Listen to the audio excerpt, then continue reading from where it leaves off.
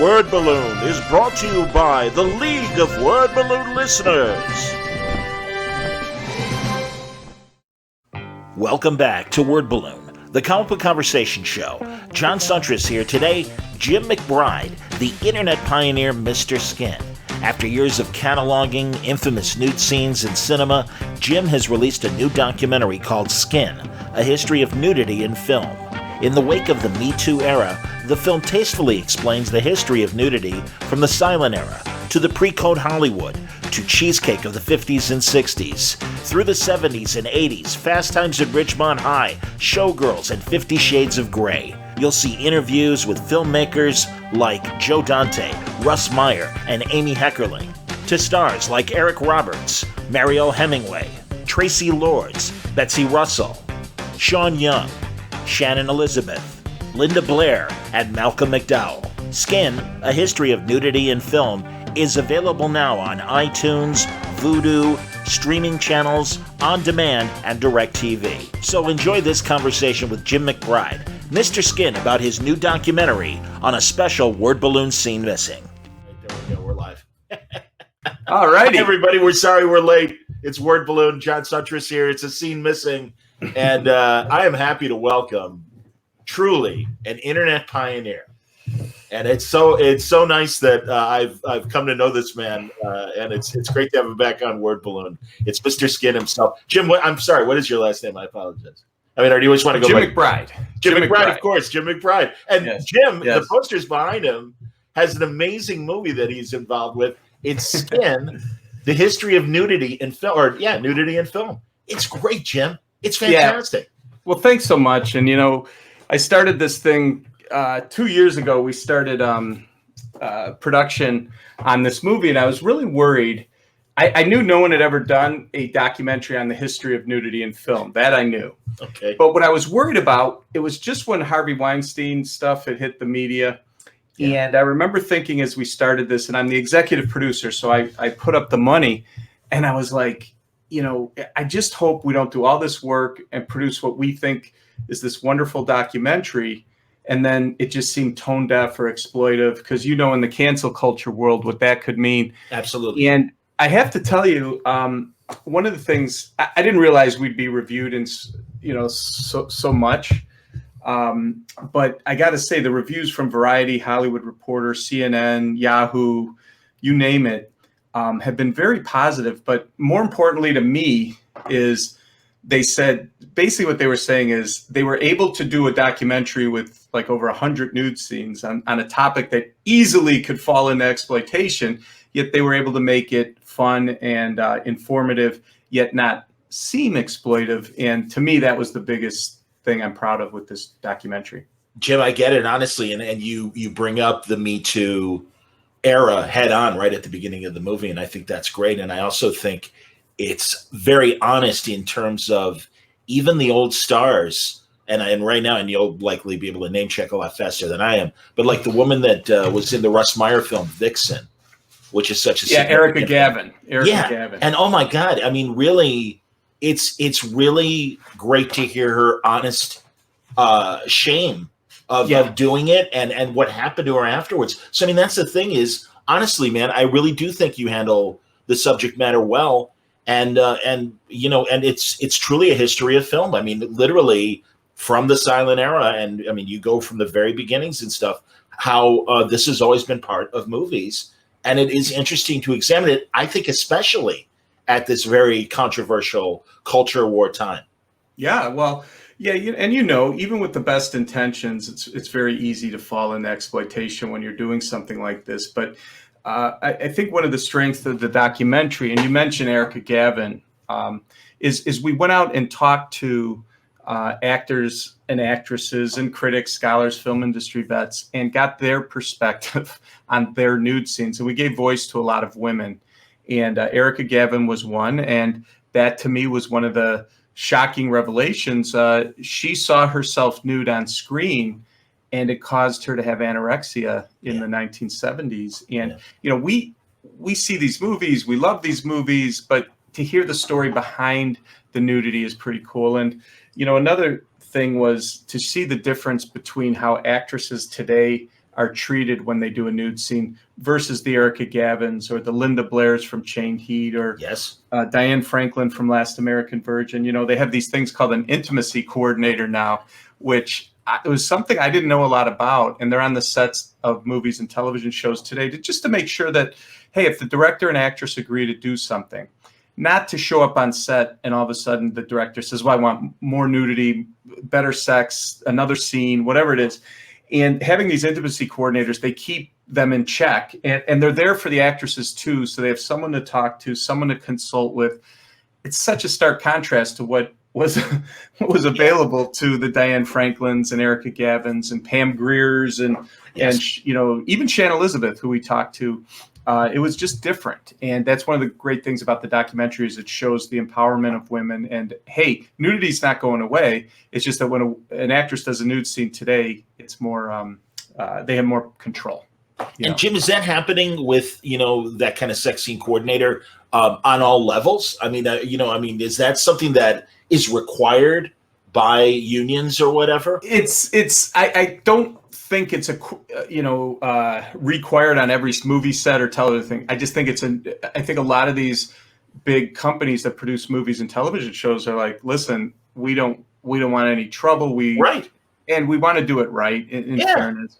And I think it's a great thing. And listen, if an actress feels comfortable with the nudity, it's going to be a better scene than if she's there and not enjoying it. It just is just a fact. Absolutely. And it's one of the things from the documentary that I didn't know a lot about. And now, you know, I'm pretty impressed that that's going on. And like you said, I mean, literally, you're talking to everybody. I mean, God, Sylvia Miles, who was, you know, naked. That was her last interview, by the way. Oh, wow. That's amazing, man. Yeah, no, great character actor. Massive fan. I mean, and everything she's done. And you know, it's like, oh, yeah, that's right. She is in Midnight Cowboy or Brenda Vaccaro. But, you know, Serena Vincent, who's also in your film. Yes. I've gotten to know her through Comic-Cons. Yes. Wonderful person, really interesting lady. And, yeah, I mean, it's it's interesting to see the evolution of where things started and that kind of, I mean, it's almost equated with like almost the casting couch syndrome of Hollywood in the early days in terms of just, come on, just do it. And whereas now and not letting someone, you're being responsible.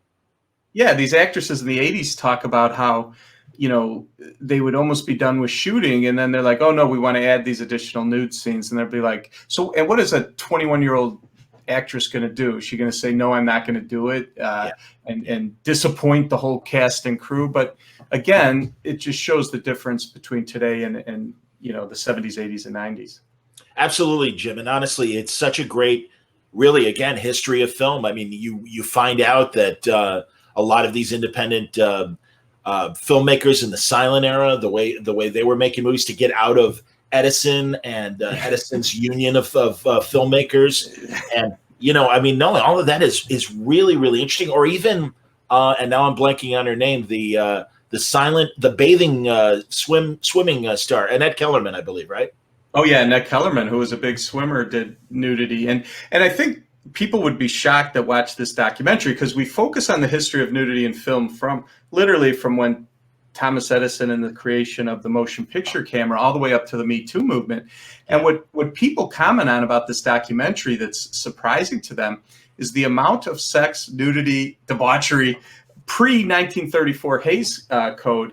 Yes. And yeah, you mentioned Annette Kellerman. Audrey Munson was nude in a 1915 movie. She was one of the most famous model actresses in the world at the time.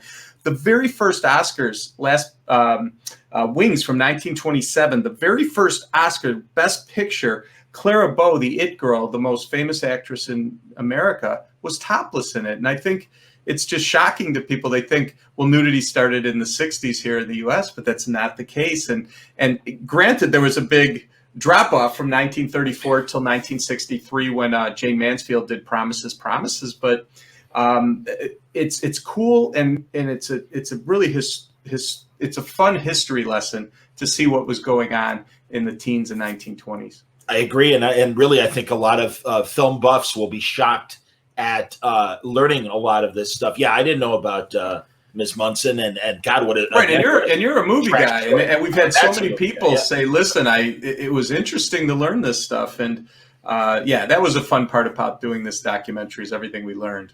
I bet, man, and you know, I've seen was it Paulette Goddard? No, it was Hedy Lamarr, yeah, in Ecstasy. Yeah, you know, and I mean, you know, that's a '30s movie, and also, isn't it interesting? Both in the case of Hedy Lamarr and also in Marilyn Monroe's case, they kind of broke through with these nude things. Marilyn with the calendar and all that, and it didn't hurt her. And the same with Hedy Lamarr. I mean, had a fine career, obviously, in the '40s, and an incredible actor. Oh, yeah, of course. And listen, there's no evidence that nudity hurts a career. In fact, you know, Marilyn Monroe's whole career, you know, that Playboy spread, she used that to her advantage. And she's probably the most famous actress ever. And nudity is, and I think the documentary proves, I'm not saying nudity's a comfortable thing or a good thing for actresses, but it definitely doesn't hurt your career because you did a nude scene.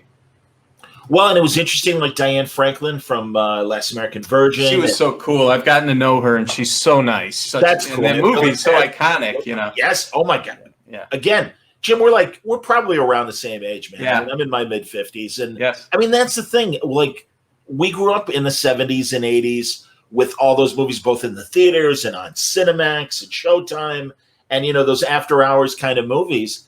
And it's really interesting to hear these actors' stories and how they felt about doing these things. Amy Heckerling. Oh, yeah.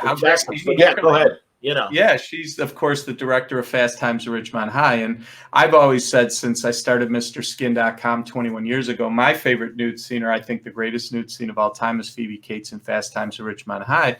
And to hear Amy Heckerling talk about what was going on in the set and about those scenes, even the scene with Damone and Jennifer Jason Leigh, and what the pressures that were put upon her and what she wanted to do versus what happened. It's really interesting because they're movies we know so well, and you thought you knew everything about it, but you get a new perspective when you hear the people that were there.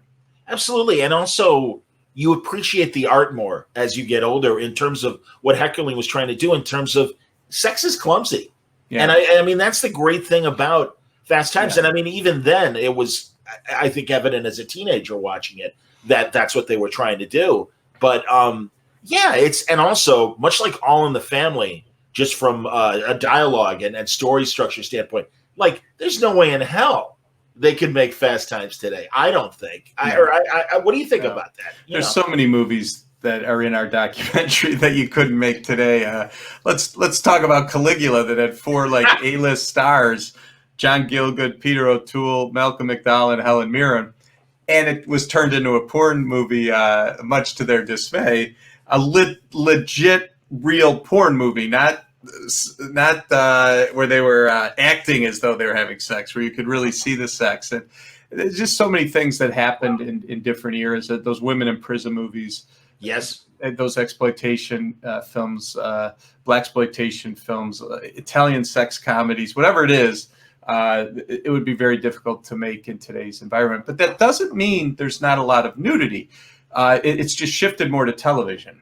And with all the different platforms now, we've never had more celebrities with a platform to do nudity than you do with Netflix and Amazon and Hulu. And you watch a great critically acclaimed show today, you expect nudity in it. So from that perspective, it's nudity. We're really in the golden age of celebrity nudity, to be honest. And honestly, Jim, I was wondering that in terms of, again, with the Me Too movement and things like that, if that even impacted your business, Mr. Skin, negatively, as you say, 21 years. And also I love that you've branched out. I mean, for years, not only showing cheesecake, but beefcake as well. Yeah. And so, you're eating a little cheesecake with your beefcake, right? No, but if you think that because there's nudity is more prevalent, that it's hurt our business, it's actually the opposite. Because there's so many more places to see nudity, a website like Mr. Skin serves a function that we have a team of people, 10 of them, that all they do is go through all the movies and television shows and replace old movies with better quality stuff. And it's a never ending thing. So it's a one-stop shop where you could go to see what's new in movies and television. I mean, John, as much movies and television as you probably watch, there's no way you could watch everything. And our team of people do. They go through every single show. So it's, a membership at MrSkin.com, we do all the work for you, so you don't have to. If you want to watch a show, great. If you can't, maybe you can't get to it, but want to watch the nudity, you could watch that too. So it's our website is actually more important today than I think it was in 1999 when I launched. That's awesome, man. Jim, how did you what inspired you to come up with this? Seriously, honestly, just from a very pure business standpoint, it's like, what a great idea. And I mean, literally, like you said, 1999 in those early internet days, man, you came up with it, and it was like, holy shit, look at this. Well, I want to say that I didn't come up with it. I was going on the radio in Chicago as someone that just knew this stuff off the top of my head. And a guy heard me on the Steve Dahl show in Chicago, and he came up to me at an event, a WCKG event, that I was umpiring a celebrity softball game live on the air. And after the game, he came up to me and said, you should put what's in your head into a website. And I didn't even know what a website was. This is like 90s, probably like summer of 97. And and we went to work on it and launched it in August of 99. And listen, if I would have told you, or if you would have told me that 21 years later, I'd be doing what I'm doing and have 40 people working for me and, being the executive producer of a real documentary and all the things that's happened with Knocked Up and mentions on Saturday Night Live and Family Guy and all that. No way. I would never have dreamed that stuff. It's all just kind of happened. But hey, we do a good job at MrSkin.com, and I consider myself very lucky to be doing this for 21 years. Honestly, man, it's a fun site, and I also think, like you said, isn't it great that I remember in our previous conversation, you mentioned how Knocked Up was almost a godsend in terms of being this great mainstream movie. There was this ad for Mr. Skin. Yeah, it's funny. When I was approached by Universal the summer before the movie came out, a lot of people that heard about it that were in my inner circle were like, you should charge them so much money to have your website in the movie. But I instinctively knew that if you do anything, you put up any roadblocks or give someone an excuse not to put your website in a movie, whatever it is, that, it might not end up in the movie. And I remember thinking, I had no idea if they were going to shine a positive or negative light on my website, but I knew that it was the guy that did 40-Year-Old Virgin, Judd Apatow. So I had a hunch this movie Knocked Up would do okay. And my hunch proved correct because the movie made $250 million that summer of 2007. And quite frankly, like guys our age, our go-to movies are like Animal House and Stripes and Sure. Blues Brothers, whatever. The younger generation of guys, Knocked Up is a big movie in their life, and it's a movie that is always airing and always plays. Every time that movie plays, I get a great promotion from MrSkin.com. No, it's incredible, man. Absolutely. Hey, was it last year that you released your biography and Matthew? Yeah, Matthew's been on Wordballoon. I good. ordered his comic book. Yeah, and everything. We talked a bit about your book. Yeah, he's great. Matthew Klickstein was the ghostwriter for my biography of 20 years called Being Mr. Skin, the book, and it was fun to put together because it forced me to look back at the time it was for my 20th anniversary. We just celebrated our 21st. It was fun to look back at how this all happened and the story behind me and what happened with this website. It was great. He interviewed so many people in my world, from my people in my family to people that used to work for me to all the employees that currently work for me. And it was good to hear, because you don't remember everything, but people do remember things at different points of time, and it helped to create the book. But it's a lot of fun to do that. But I got to say, this movie is probably the thing that I've ever done, other than MrSkin.com, that I'm most proud of.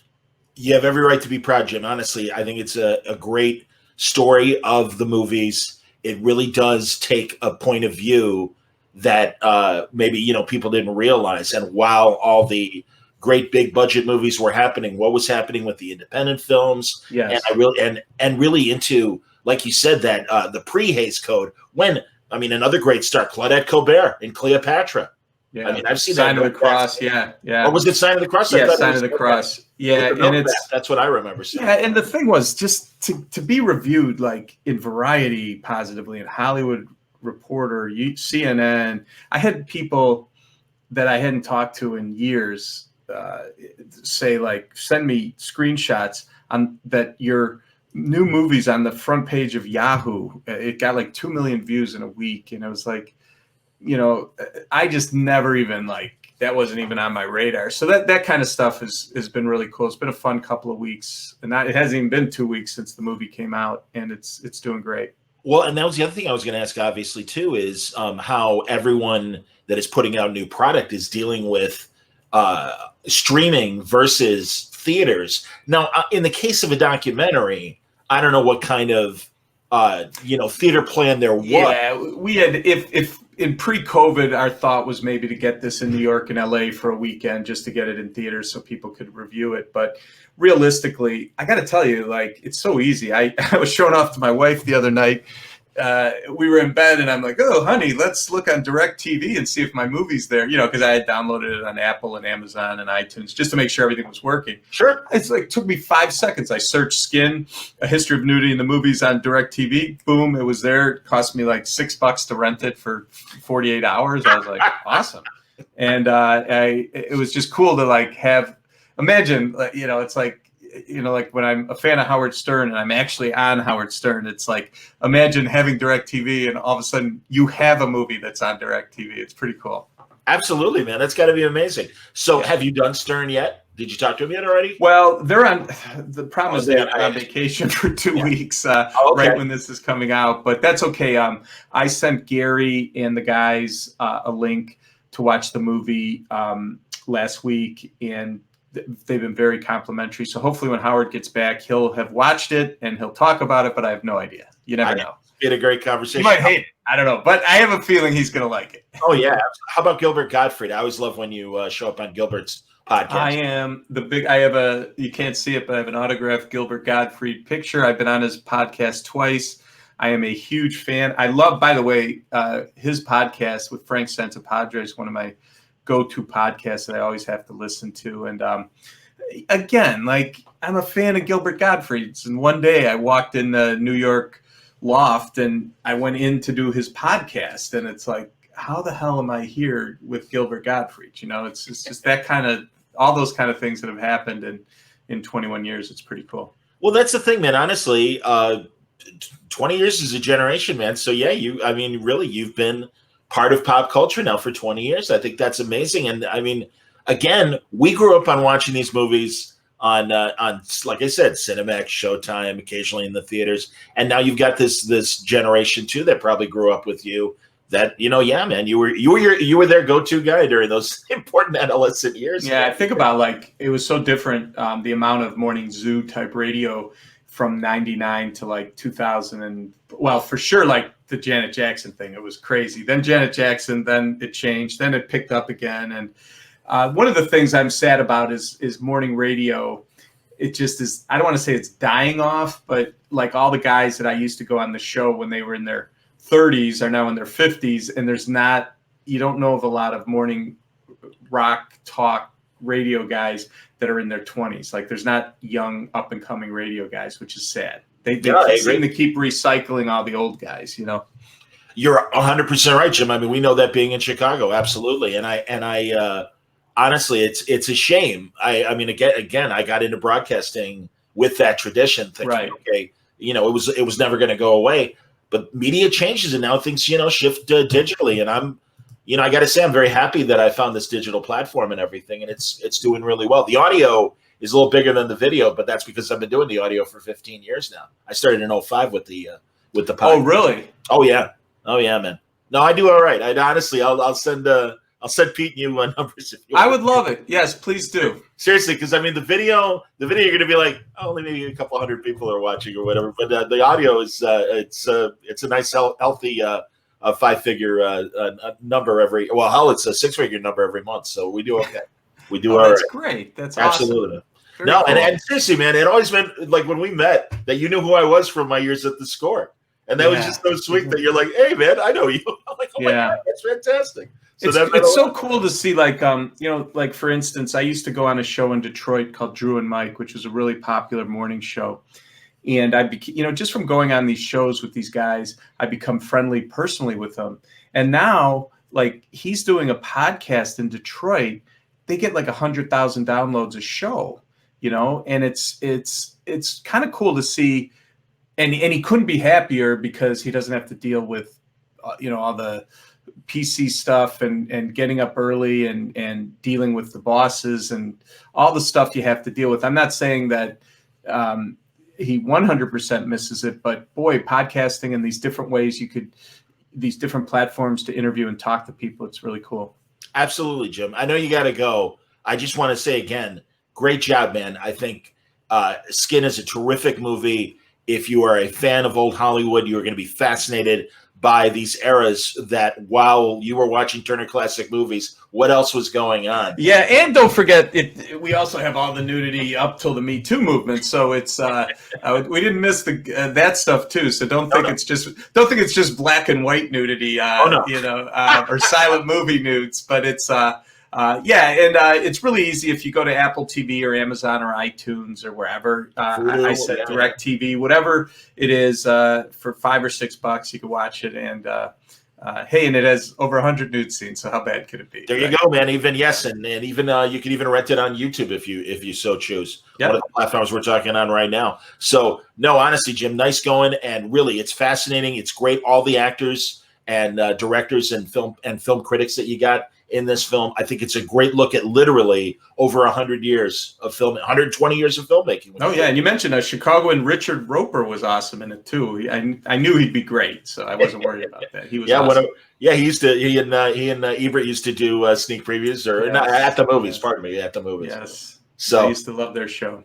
Oh yeah, man, absolutely. No, honestly, Jim, terrific movie. Congratulations. You're always welcome back. So anytime, John, I really appreciate it. And thanks so much for having me. And I'm glad you liked the movie. I loved it, man. Honestly, congratulations. And keep going, Jim. We need you out there. Absolutely. It's like 20 more years. 20 more years. Indeed. Yeah. Absolutely. I'll be in a retirement home doing interviews.